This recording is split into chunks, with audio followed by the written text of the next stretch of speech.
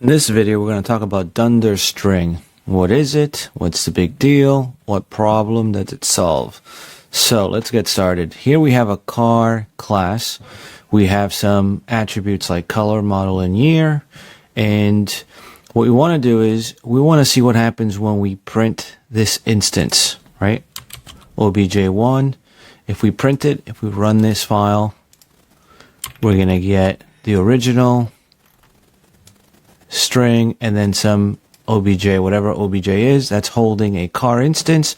But notice what happens here is we have some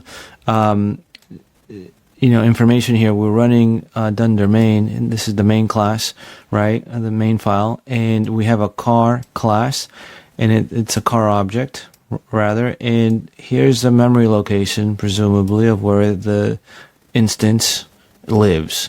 Now this is not useful to us. Why? It's not useful because we don't know what this means. It's not a human readable, it's not a human usable description of what this object is.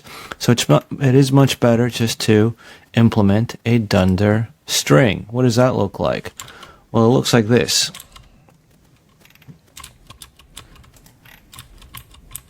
It looks like this, and if we go through this, what this is Dunder. We know it's a very special type of function in Python. They're called magical methods or Dunder methods for double underscores. And what we have to return is the string representation that we want for this particular instance. In this case, we're going to return the color of this particular instance, the model of this particular instance, and the year of this particular instance.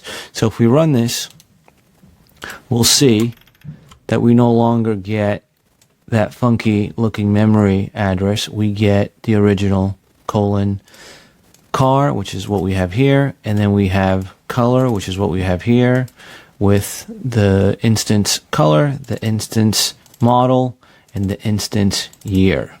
This is the reason why we want the Dunder string implemented for our classes.